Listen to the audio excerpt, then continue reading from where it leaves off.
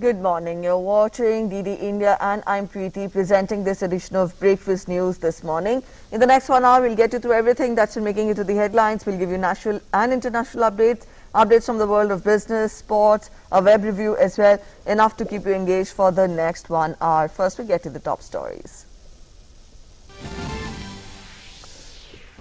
Prime Minister Narendra Modi reviews availability and supply of oxygen and medicines. Centre reaches out to manufacturers to enhance production of medicines and extend all help needed. Ramps up production of all drugs. Centre says supply of oxygen is now more than 3 times the supply during the peak of first wave.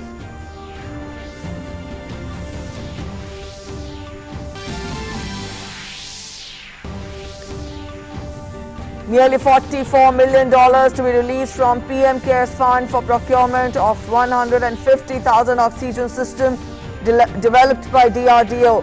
The Oxycare system reduces workload and exposure of healthcare providers by eliminating the need of routine measurement and manual adjustments of oxygen flow.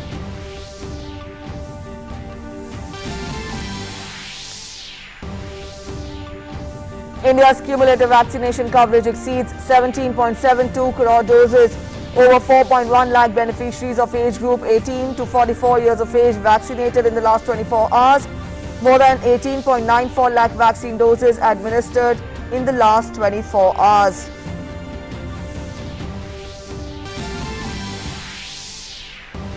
International aid continues to pour in. Indonesia sends 200 oxygen concentrators. Germany, Greece and Finland extend medical aid to India.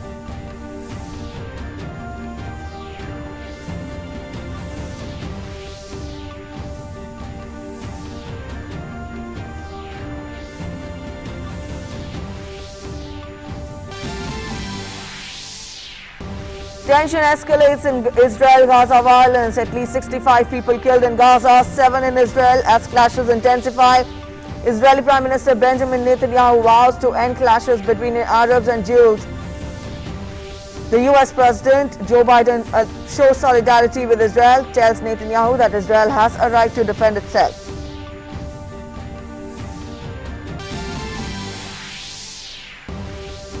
US releases International Religious Freedom Report 2020, says China criminalizes religious expression and continues to commit crimes against humanity and genocide against the Uyghur Muslims and also other religious and ethnic minorities.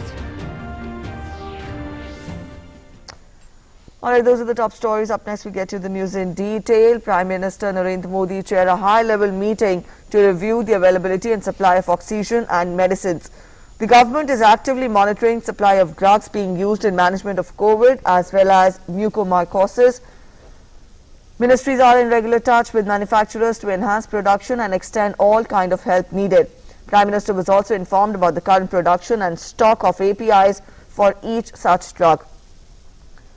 States are being provided medicines in good quantities.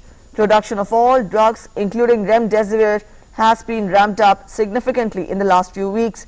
Prime Minister said that India has a very vibrant pharma sector and government's continued close coordination with it will ensure proper availability of all the medicines. Supply of oxygen is now more than 3 times the supply during the peak of the first wave. Prime Minister was briefed about the operations of oxygen rail and also sorties by IF planes.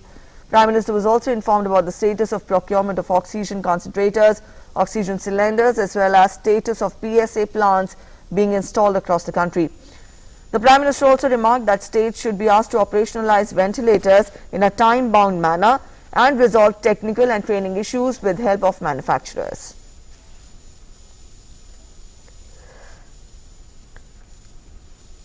The efforts of the government are also continuing. Efforts are on for the availability of oxygen. PMKs fund approves procurement of 1.5 lakh units of SpO2 based oxygen supply system developed by DRDO. Now the fund has accorded sanction for procurement of 1,50,000 units of Oxycare system developed by DRDO at a cost of 322.5 crore rupees.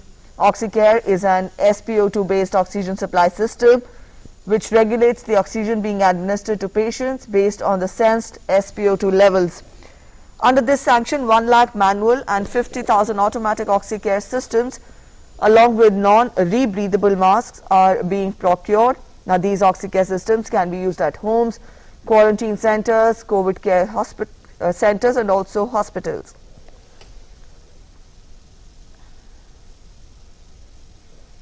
Union Minister for Health and Family Welfare, Dr. Harshvardhan, will hold a meeting with state health ministers of Delhi, Maharashtra, Karnataka, Kerala and Tamil Nadu today to discuss COVID situation and the progress of vaccination drive so far in these respective states. The centre has been proactively taking all steps on a war footing to control the second wave of the pandemic. All possible measures are being undertaken to increase vaccine production. Free vaccination drive is already underway in the country. Vaccines free of cost have already been disbursed to the states by the centre. PMKs fund approves procurement of 1,50,000 Oxycare systems. Continuous efforts are being made for availability of oxygen. Railways oxygen expresses continue to ensure availability of oxygen.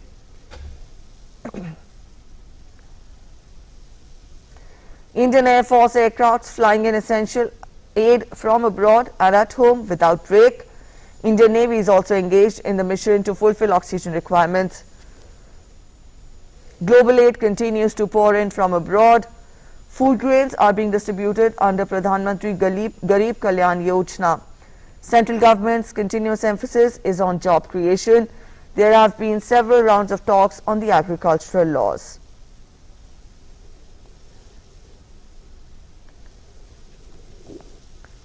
India's cumulative number of COVID-19 vaccine doses administered stands at 17 crore 72 lakh 14,256. Over 4 lakh beneficiaries in the age group between 18 to 44 years received their first dose of COVID vaccine on Wednesday. As on day 117 of the vaccination drive on 12th May, that is yesterday, a total of 18 lakh 94,991 vaccine doses were given.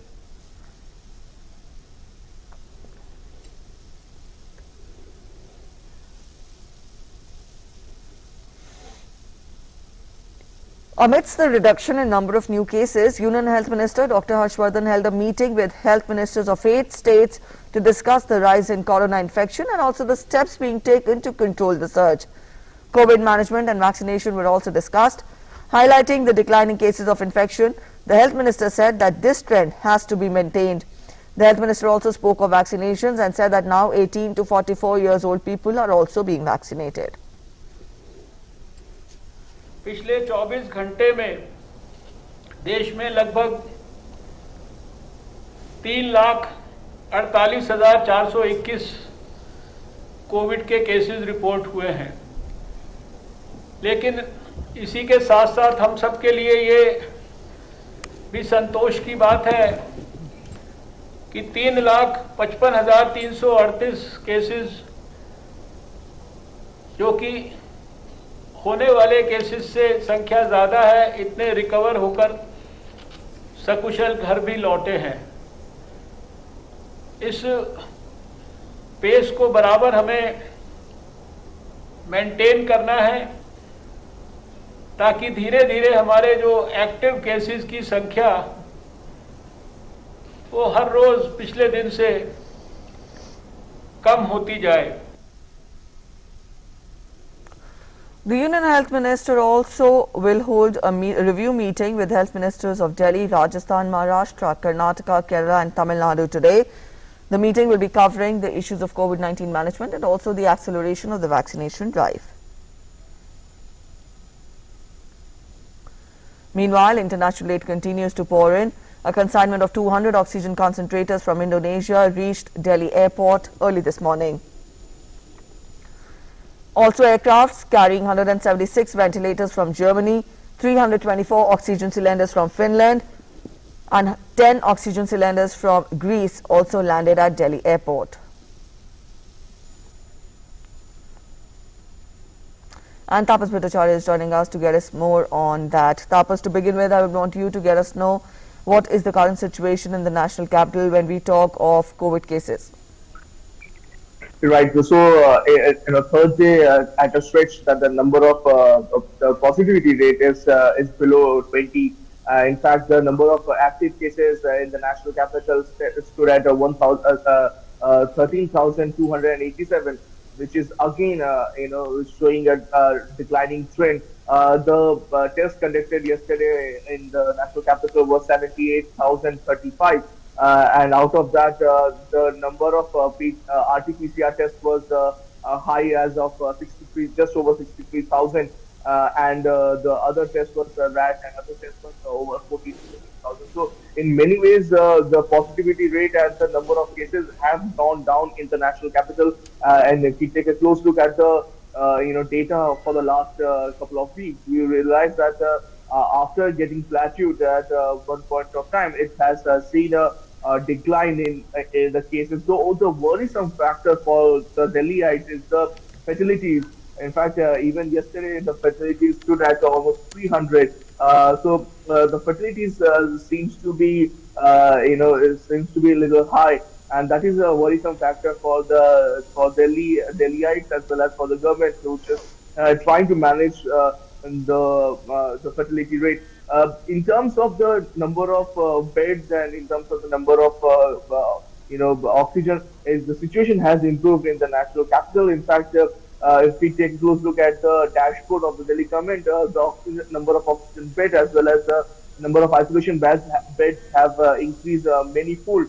The only worry factor is the ICU beds, which is still quite high. In fact, we were told that the ICU beds are still quite less. In fact, as of now, as per the latest detail and data that we have just received, 105 ICU beds as far as the Delhi government's dashboard is available right now. And the thing is that the oxygen beds and the normal COVID beds have gone up. In fact, as of now, Delhi has almost 3,700 and 700 oxygen beds available, and the normal COVID beds are over 48,000. So, 4,800. So, in that sense, the situation is under control. Though it is imperative that the number of ICU beds increases. Even yesterday, we have seen a few patients running from one hospital to another. Delhi High Court also has actually asked Delhi government to, take a close look at the number of, the amount that the private hospitals have been charging. So, and that is also something that the government must, take a close look at, because some of the private hospitals have been overcharging and have been trying to make money out of this particular pandemic situation. All right, Tapas, also we tell our viewers that Oxycare system developed by DRDO, now that has got the nod, which will be acquired through PMKs fund, 1,50,000 units of Oxycare system. Spell out more details on this. How far will it further strengthen our fight against COVID-19? Added to that, we've also told our viewers that today the health minister will be holding a review meeting with state health ministers of 8 different states. Get us know more about that also. Right. So, if you, Preeti, can you hear me? Yes, please continue. Yeah. So, Preeti, just start with the fact that the Oxycare that you talk about is a DRDO product that has been, DRDO has given it to the vendors, the private vendors to manufacture, and almost 1.5 lakh units will be produced so far at a total cost of over 322 crore, which is going to be coming from the PMKs fund. And as of now, you actually know that currently the situation is such that most of the patients of the COVID-19 require oxygen therapy, and it has been found that many hospitals it doesn't have this kind of what you call the oxygen concentrator or the O2 system that we're talking about. And this particular 1.5 crore unit will go a long way, not just in providing the oxygen therapy, but will provide a lot of relief to people who are storming hospitals. So if there are COVID care centers, if there are centers which do not have the necessary manpower to have the oxygen cylinders, they can do with this particular oxygen O2 system. Also, the fact that it is expected that most of the 1.5 crore, 1.5 crore, 50,000, 1,50,000 number will go towards the other states and other, towards the rural areas where the situation can become grim in days to come. So that is another point. And this particular system has two variants. The first variant is basically of 10 lakh, 10 liter oxygen capacity, and it has other features like a non-breathable mask. It is an oxygen care system with efficient use of oxygen for almost from 30 to 40%. So this particular and it maintains the SpO2 level in an automatic manner.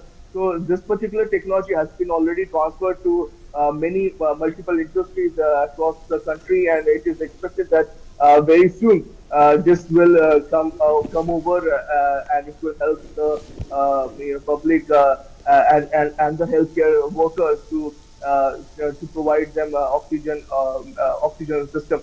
Now, the second point that you talk about is regarding the health minister's meeting yesterday. Also, the health minister took a meeting, and it is expected that the meeting is going to continue. This particular meeting is going to continue again. What it is happening is that a lot of states are complaining about the unavailability of vaccines, unavailability of certain medicines. So the health minister is trying to talk to them and understand what exactly is the situation at the ground level. The point is that most of the states have what the health minister is saying, that the priority has to be given to those vaccination people who have already received their first dosage of vaccination. So almost 70% of the vaccine should be kept reserved for those people who have got the first jab, so that they can be given the second jab. The second point that the health minister is talking about and has mentioned many a time, that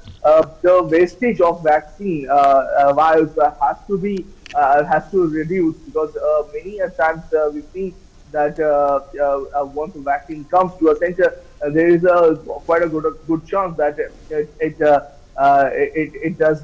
it becomes redundant, or it becomes a waste because of the lack of system at some places. So the minister has been talking about the fact that reducing the wastage of vaccine, and at the same time making usage of the vaccine that is already available, especially for the people who have already got the first jab. It is imperative that they got the second jab in due course of time. Preeti. All right. Thank you so much, Tapas, for joining us with those inputs. That was our correspondent, Tapas, telling us about the current situation that the national capital is facing when we talk of the COVID situation. Added to that, the health minister will be holding an important meeting today with the state health ministers of different states today to assess the COVID situation and also the acceleration of the vaccination drive. We'll keep you updated. In other news, JBS Civil Hospital in Assam's Kajalgaon in Chirang receives foreign aid from the UK in form of an oxygen generation plant. This 16-ton oxygen generation plant reached Guwahati on Wednesday with assistance from the National Disaster Response Force personnel. This is the first oxygen generation plant in this hospital. It is capable of filling 100 cylinders per day. Principal Health Secretary of Assam, Anurag Goel, said that as part of the COVID-19 preparedness, the oxygen plant will further strengthen oxygen capacity. 2 other plants have been allocated to Satellite Hospital, GLN Medical College, Ajmer, and Emergency Building, SRG Hospital, Jhalawar in Rajasthan. Karnataka government on Wednesday announced that it would temporarily suspend COVID vaccinations for people aged between 18 to 44 years from May 14th. As per the Ministry of Health and Family Welfare, the state government has decided that the vaccine procured directly by the state for vaccination of persons between this age group will be utilized for vaccination of beneficiaries due for the second dose. All vaccines available with the state government will be utilized for vaccination of beneficiaries due for the second course. Also, private hospitals can continue with vaccinations for 18 to 44 years old category. Maharashtra government has also temporarily suspended the vaccination drive for 18 to 44 years age group due to shortage of vaccines. Speaking to reporters in Mumbai, Maharashtra's Health Minister Rajesh Tope said that the state cabinet has decided that all doses purchased for this age group will now be diverted for the 45 plus category, stating that administering a second dose of the vaccine is more important. He said that a decision on restarting the drive can be taken after 20th of May, when the state is likely to receive a huge tranche of Covishield vaccine. He also informed that about 16 lakh people are awaiting their second dose of Covishield, while 4 lakh are awaiting Covaxin. Himachal Pradesh government has decided to provide free COVID treatment to the beneficiaries of PMKs and Ayushman Bharat Pradhan Mantri Jan Arogya Yojana in the registered private hospitals of the state. Around 9,29,000 beneficiaries covered under PMKs and Ayushman Bharat Health Scheme would now get free treatment of COVID-19 in private hospitals, which are registered as dedicated COVID hospitals by the state government. The state government has also decided to prioritize certain sections of the society for vaccination, keeping in view the nature of the work. It includes drivers and conductors of private and HRTC buses, fuel pump operators, PDS depot holders, teachers on COVID duty, banks and finance service staff, food and civil supply staff, chemists and Lok Mitra Kendras. Meanwhile, the process of vaccination for age group of 18 to 44 years of age will start in the state from 17th of this month. Registration on the CoWIN app is mandatory for vaccination. Without registration and scheduled appointment, no person of this category shall be entertained.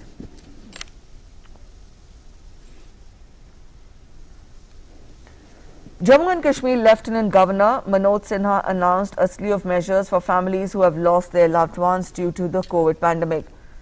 He said that senior citizens who have lost the only earning member of the family will be provided a special pension for life, while children who have lost their parents will be provided with special scholarships by the government.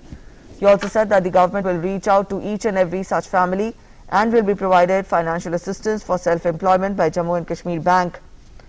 The government has also decided to provide 1,000 rupees per month to all registered construction workers, poniwalas, palkiwalas, pithuwalas for the next 2 months. Announcing these measures while chairing a high-level meeting, the Lieutenant Governor said that in these challenging times, the old age homes, orphanages will be extended all support from the government, including rations. He further added that the government will ensure supply of ration to all ration card holders on priority. He also mentioned the topmost priority is to defeat the pandemic with people's participation and urged all to follow COVID-appropriate behavior and get vaccinated.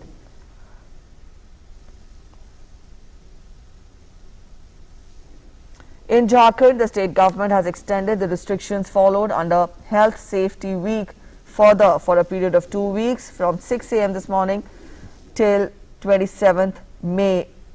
The decision was taken during a meeting of the State Disaster Management Department, chaired by Chief Minister Hemant Soren. The state government, following its effective results, has further increased the existing Health Safety Week for a period of 2 weeks till 27th May, beginning today. In addition to the existing guidelines, interstate and intrastate buses have been stopped and mandatory home quarantine of 7 days for people coming from outside the state has been added during the 2 weeks period of Health Safety Week. Only 11 people have been allowed for marriages to be held either in court or home during this period. E-passes have been made compulsory for private and personal commuters. People visiting the state for less than 72 hours shall not be quarantined.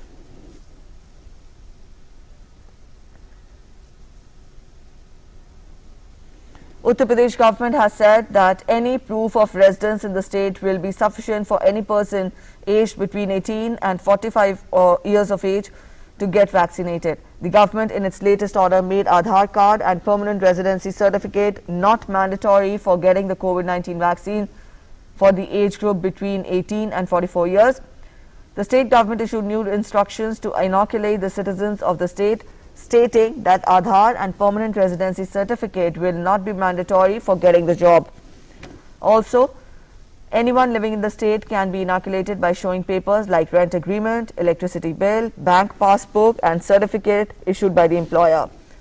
Earlier address proofs like aadhaar, passport, driving license, ration card and voter card were made mandatory for getting the vaccine.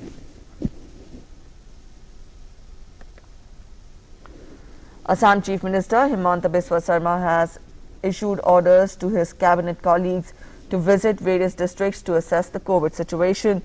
The Chief Minister will visit Majuli district, while Panchayat and Rural Development Minister Ranjit Kumar Das will monitor the situation at Barpeta, Bajali and Bogaingao districts. Forest Minister Parimal Suklavedya will go to the Barak rally.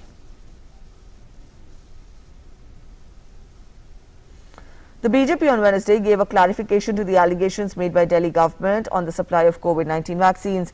BJP's national spokesperson said that till 11th of May, around 663 million vaccine doses have been exported by India, out of which around 107 million have been sent for aid, while the remaining have been sent as per liability, which was compulsory. कल तक 11 मई 2021 तक लगभग 6.63 crore vaccine 6.63 crore vaccine के doses जो हैं वो export किए गए थे, हिंदुस्तान के बाहर भेजे गए थे। इसको लेकर काफी घमासान रहा कि आखिर ये क्यों भेजे गए। हिंदुस्तान में वैक्सीन की कमी थी, इनको भेजना नहीं चाहिए था, अपने बच्चों को पहले वैक्सीन करना चाहिए था, बाद में लोगों को देना चाहिए था। देखिए, ये जो वैक्सीन बाहर भेजे गए वो दो कैटेगरी में भेजे गए हैं। जो पहला कैटेगरी है जिसमें लगभग 107 लाख अर्थात 1 करोड़ 7 लाख आसपास वैक्सीन भेजा गया है, यह एड के रूप में भेजा गया है। एड मतलब मदद, एड मतलब ग्रांट के रूप में भेजा गया है। ग्रांट के रूप में, मदद के रूप में, एड के रूप में मात्र 1 करोड़ वैक्सीन ही भेजा गया है। बाकी जो वैक्सीन भेजी गई है, 84% जो वैक्सीन भेजी गई है, लगभग 5 करोड़ से अधिक, वो लायबिलिटी के रूप में भेजी गई है। Up next, we get you an update on COVID-19 situation from across the country. And according to the Health Ministry, the total active caseload stands at 37,10,525. It now comprises of 15.65% of the country's total positive cases. 1,97,34,823 people have been recovered so far. 3,52,181 people recovered in the last 24 hours. The Cabinet has approved production-linked incentive scheme, that is PLI scheme, for the advanced chemistry cell battery storage with an outlay of 18,100 crore rupees. It will help in production of 50 gigawatt hour of the ACCs, are the new generation of advanced storage technologies that can store electric generator and energy either as electrochemical or chemical energy and convert it back to electrical energy as and when required. Union Minister Prakash Javadekar briefed the media about it on Wednesday. PLI for advanced chemistry cell battery storage will be of 18,100 crores. It will help production of 50 gigawatts of battery storage, and we expect 45,000 crore rupees of investment, foreign as well as within the country. Minister also said that the ACC battery storage manufacturers would be selected by a transparent, competitive bidding process. He said that the scheme would invite domestic and foreign investments and also greatly support the self-reliant India initiative of the government. 2,000 rupees per kilowatt hour इस rate से ये incentive मिलेगा, ये bidding भी होगा इसके लिए, और जो अच्छा सेल करेंगे, जो अच्छा एफिशिएंसी बढ़ाएंगे और जो लोकलाइजेशन ज़्यादा करेंगे उसको ये ज़्यादा फायदा होगा। ये इसलिए मैंने कहा कि ये मेक इन इंडिया का भी आविष्कार है और ये आत्मनिर्भर भारत का भी दृश्य है, परिदृश्य, और इसमें देशी विदेशी निवेश सबका स्वागत है। Up next, we get to you all the international updates in our segment Across the Globe.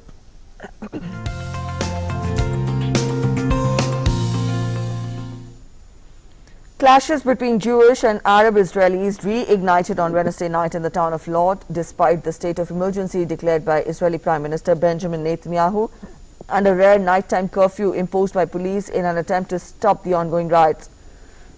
A synagogue and cars were torched on Wednesday in Tel Aviv, while motorists were stoned on some roads. In northern Haifa port, Palestinian flag-waving protesters clashed with police, while Israel and Palestine continued exchanging rocket fire. Meanwhile, Israel's President Reuven Rivlin warned of a civil war between the country's Arabs and Jews amidst violence. Nothing can justify lynching of Jews by Arabs, and also nothing can justify lynching of Arabs by Jews, Israeli Prime Minister Benjamin Netanyahu said, as clashes between both the communities continued on Wednesday. Netanyahu vowed to stop violent clashes between Jewish and Arab Israelis as fury and fear over shelling exchanges with the Palestinian militants in Gaza ignited violence on Israel's streets. The government will bring back governance to Israeli streets everywhere, he said. Earlier, Israeli Prime Minister had also threatened to hit Gaza militant groups like they've never dreamed possible, shortly after Israel said that it killed 16 members of the Hamas military wing in an airstrike on Gaza. Netanyahu on Tuesday also declared a state of emergency in Israeli city of Lod amidst escalating tensions between Israel and Palestine, and said that militants in the Gaza Strip will pay a very heavy price for their belligerence.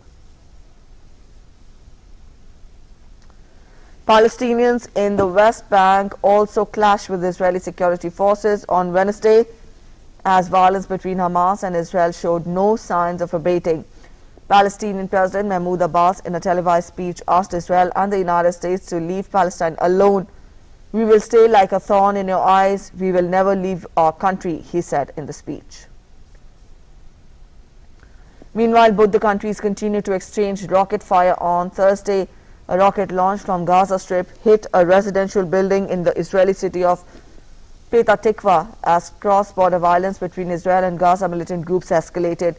Hamas also launched rockets at Tel Aviv and towards Jerusalem earlier on Thursday, while large explosions also shook Gaza City after Israel pledged to keep pummeling Hamas in what has been the heaviest fighting since a 2014 Gaza war.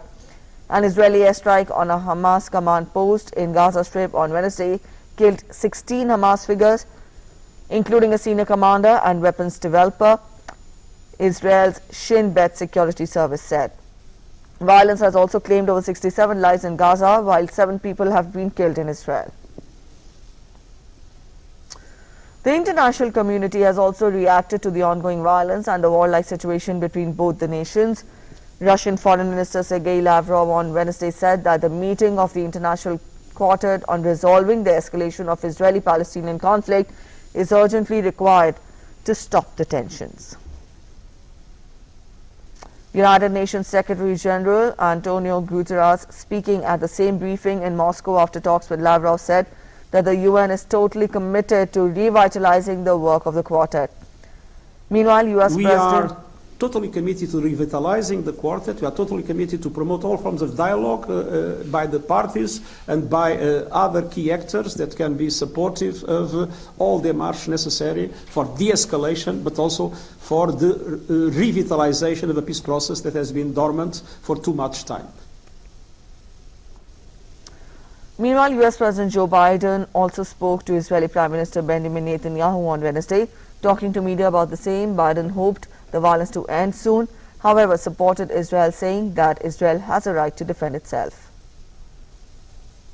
I had a conversation with Bibi Netanyahu not too long ago. I'll be putting out a statement very shortly on that. My expectation and hope is that this will be closing down sooner than later. But Israel has a right to defend itself when you have thousands of rockets flying into your territory.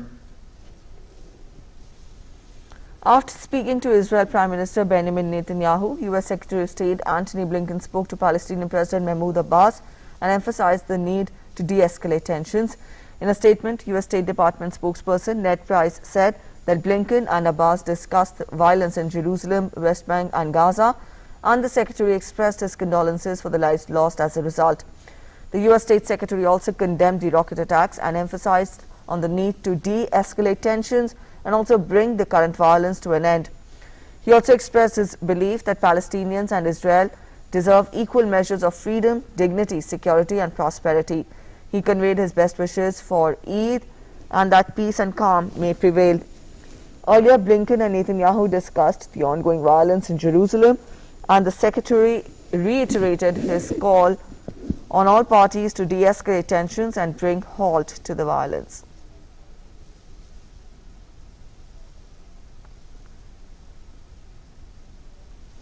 Abhishek Jha is joining us to get us more on that. Abhishek, we've given detailed inputs on the way the tensions are escalating in the Israel-Palestinian conflict. You spell out more details. How do we expect the days ahead to pan out?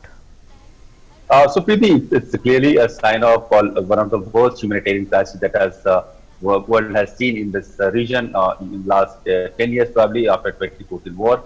But now the situation is that both the sides are trying to claim that they are being the victim. While Israel has said that they have the right to self-defense, Palestinian side has clearly said that they are being, all the casualties that is happening is because of the Israeli attacks across the area. We have seen Israeli rockets being falling in Gaza strips, and we have also seen hundreds of rockets emanating from Gaza Strip towards Israeli habitations, and where Israel has successfully been able to thwart those rockets because of its super high-tech anti-missile technology, that is Iron Dome 2. So the casualty figure and the loss has been substantially low towards Israel, but on the Palestinian side, the casualties, the injured, almost like 70 people have been are reported to have been killed. Almost more than 300 people are seriously injured.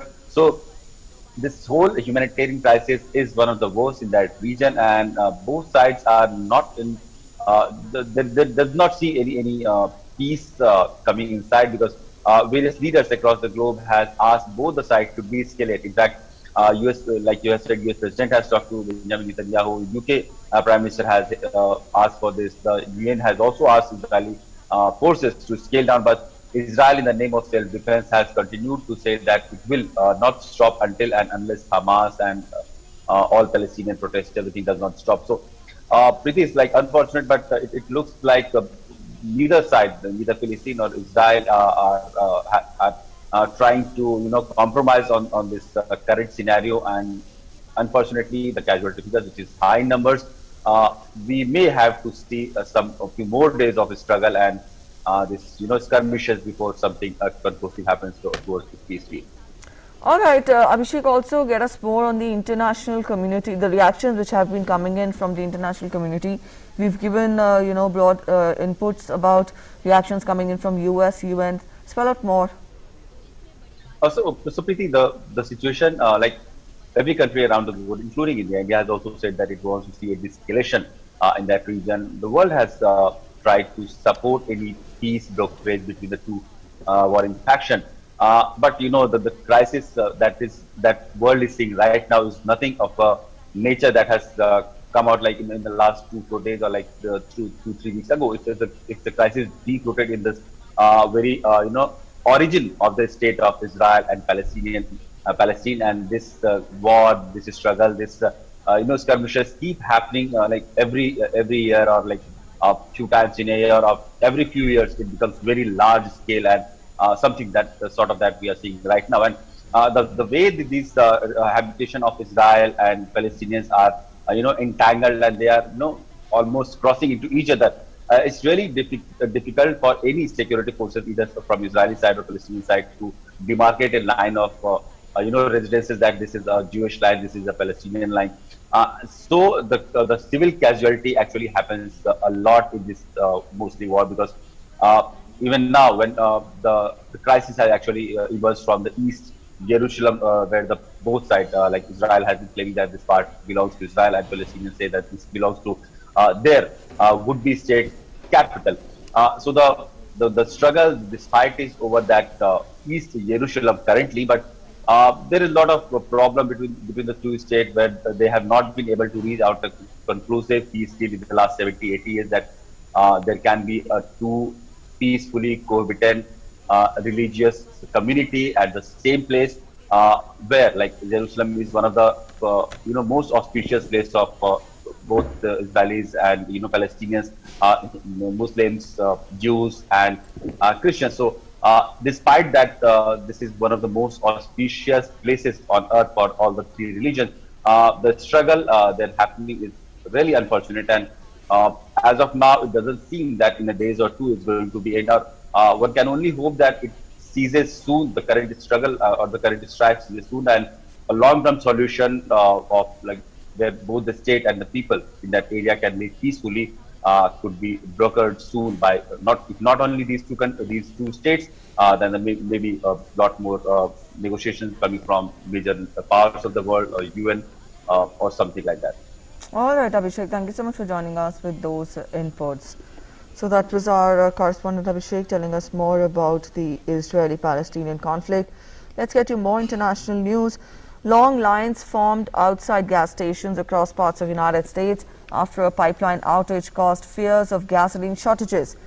A ransomware attack on Colonial Pipeline last week halted 2.5 million barrels per day of fuel shipments. The pipeline stretches 5,500 miles from U.S. Gulf Coast oil refineries to the consumers in mid-Atlantic and southeast states.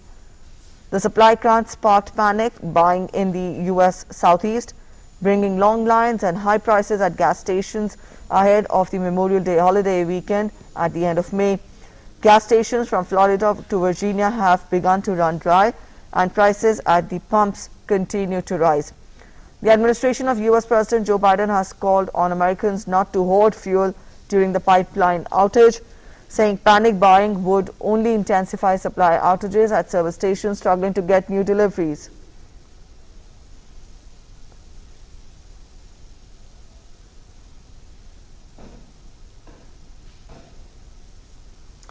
Union members, students, pensioners and workers took to the streets of Colombia to march in an anti-government protest on Wednesday as demonstrations entered their third week amid so far fruitless talks. The demonstrations were initially fueled in late April by outrage at a now-cancelled tax plan, but protesters' demands have expanded to include an end to police violence, economic support as the U.S. pandemic batters incomes, and the withdrawal of a health reform. President has offered dialogue, but many protesters have voiced skepticism that government promises will lead to change. Smaller demonstrations and road blockades have continued daily around the country. Unemployment in Colombia has reached nearly 17% in urban areas in April, and the country looks set to lose its investment-grade credit rating amid falls in the value of its public debt, stock market and peso currency. The opposition leader Juan Guaido said that Norway has served as a facilitator of contacts between representatives of the Venezuelan opposition and the government of President Nicolas Maduro, and may host eventual talks in search of a way out of the crisis in South American nation. Guaido proposed a progressive and conditional lifting of U.S. sanctions on Venezuela as an incentive for the Maduro government to reach an agreement. The opponent said that deal includes a schedule for general elections, the release of detainees and application of transitional justice, among other points. Norway facilitated negotiations between Maduro and Guaido delegates in Oslo and Barbados from May to August 2019.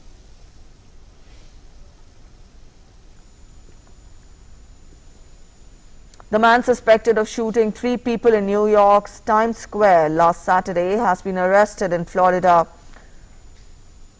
New York Police Department Chief of Detectives James Ezek announced this arrest.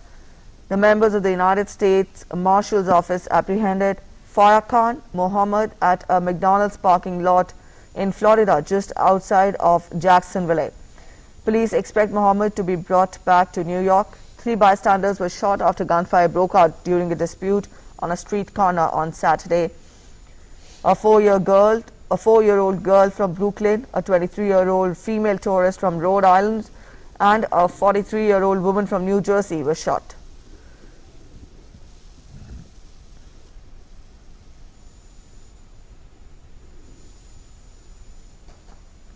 Up next, we get to global updates on COVID-19.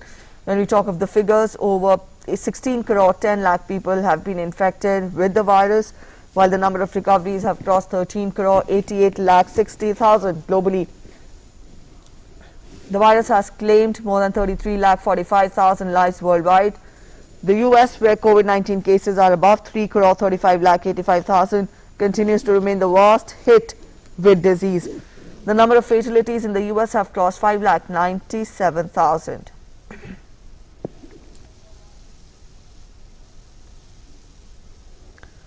As the whole world is battling COVID-19, prayers from all over are going on for the pandemic to end.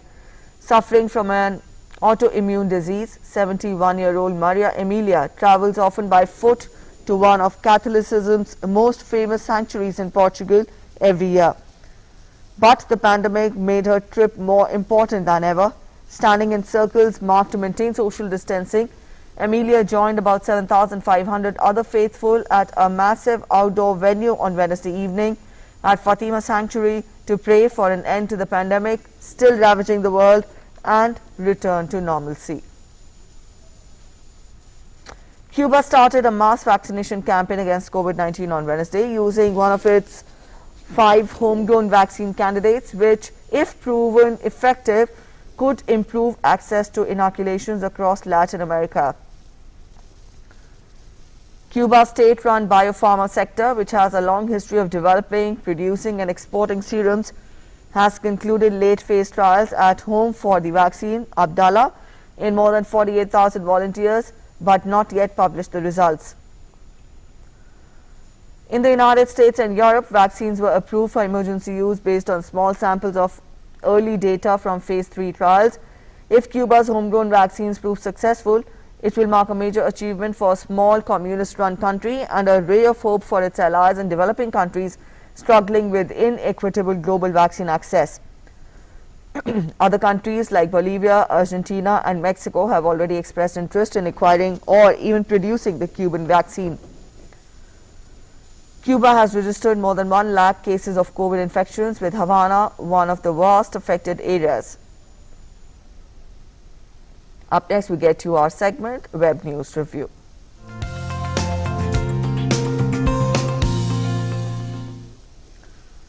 And for this, Abhishek Jha is joining us. Abhishek, good morning. Let us know what all headlines have you picked up for us from social media platforms. Morning, Preeti, once again. And the first news that I'm bringing to you is from Hindustan Times, which says that how the world is trying to shore up more funds and more resources in order to have a fight against COVID pandemic in India. Hindustan Times has made headline that American Indian Foundation raises $25 million as COVID-19 aid, highest so far. This AIF came into existence around the earthquake that has happened in Gujarat, and ever since it has been able to continue its support in crisis time to India, and this time also it has been able to shore up almost $25 million fund, which will go on way to support COVID fight in India. The next news is from the Indian Express. Nepal has extended bans on international flights till May 31st as the COVID cases in the state has increased. The deadly virus has so far infected around 4,30,000 people in the state, and the cases are rising. The hospital's beds are now falling short for the incoming number of patients, which are very high numbers, and Nepal has decided to ban international flights so that maybe the further infection rate coming from foreign nationals or foreign lands could be stopped. However, the flight for Delhi-Kathmandu will continue to operate for twice in a week. The next news is from the Pioneer. That says WHO has said that the India COVID variant found in 44 countries of global concern. The variant that has been of the WHO has actually marked as variant of concern that was somewhere found in India, and now this same variant has been found in almost 44 countries. The virus was the transmissibility of it and potency to infect and damage a person was high, and now comes as a concern for WHO also, which is like world was prominent or the leading healthcare or health tech industry body. Next news is from the Times of India, where the news from Karnataka is that the COVID-19 active cases in Karnataka are nearing 6 lakh mark, highest in the country now. After Maharashtra and Delhi, like Mumbai and Delhi, Bangalore is the third most impacted, metropolitan city with COVID, and with the crisis rising and raging COVID cases, people in Bangalore and Karnataka are also finding it difficult to get the best healthcare facility, and the state government is trying to pooling all the available resources. However, the cases are not very encouraging. Number of 6 lakh cases in the state, and the cases continue to rise. The statesman has made use of Tamil Nadu government. Tamil Nadu government has announced compensation for doctors' families, especially those who have been continuously on duty on COVID wards and COVID special duties. And as per the schemes for the 3 months, April, May, and June, when the second wave of COVID-19 actually set in, the doctors will be paid 30,000, nurses and trainee doctors will be paid 20,000, and all the staff, sanitary workers, people working in CT scan department, ambulance workers, paramedics, they'll be given 15,000 rupees. So this incentive just to encourage and to respect their spirit of treatment and care in the times of the most worst humanitarian crisis and health crisis in the recent times. So this was all from the Web News Review. Back to you, Preeti, for more updates. All right, thank you, Abhishek, for joining in. And after the Web News Review, let's turn our focus to sports updates in our segment Sports Track.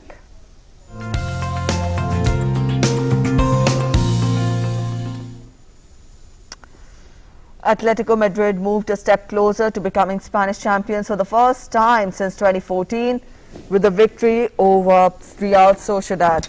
Atletico beat Real Sociedad for 2-1. Yannick Carrasco and Angel Correa scored for Atletico in the 16th and 28th minute of the game.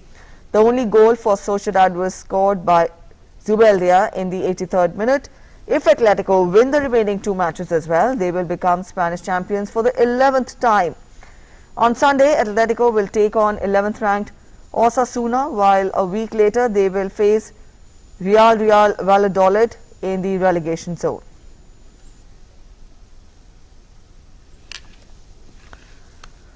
Juventus beat Sassuolo to keep alive their hopes of qualifying for a Champions League title. Veteran goalkeeper Buffon saved a penalty as Rabiot, Cristiano Ronaldo and Dybala scored goals for Juventus. Now this was Ronaldo's 100th goal for Juventus in all the competitions.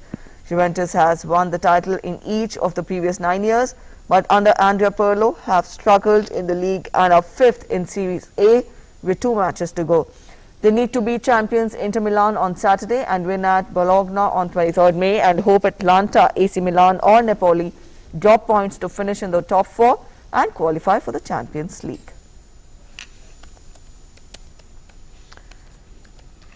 And up next, we get to the weather forecast.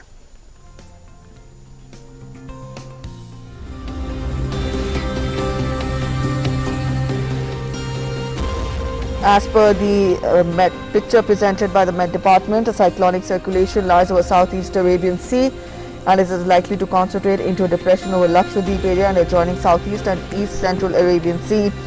It is also likely to move north-northwestwards and intensify further into a cyclonic storm over East Central Arabian Sea. Because of this, heavy to very heavy rainfall is likely at a few places, including Kerala, Lakshadweep and isolated places over Tamil Nadu, coastal and south interior Karnataka. Fishermen are advised not to venture out on the southeast Arabian Sea and adjoining Maldives, Comorin and Lakshadweep area and also Kerala coast. A western disturbance as a trough runs along and a cyclonic circulation lies over Punjab and neighbourhood, and east-west trough runs from the sub-Himalayan West Bengal and Sikkim. Now temperatures across major cities.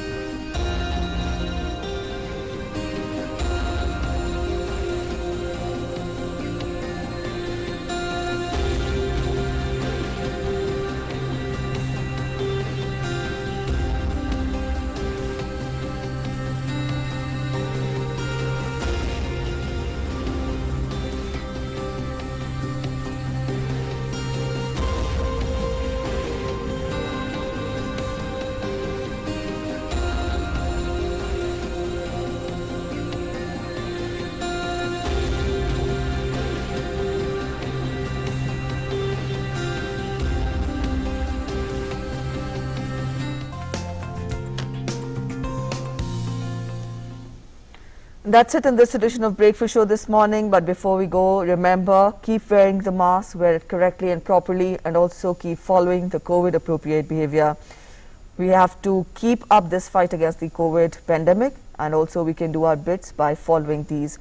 Up next, when we go, we leave you with some beautiful glimpses every day, and today we will leave you with glimpses of Imperial Jewels auction that fetched nearly $3 million at an auction at Christie's in Geneva. Take a look. Have a good day ahead. Bye-bye.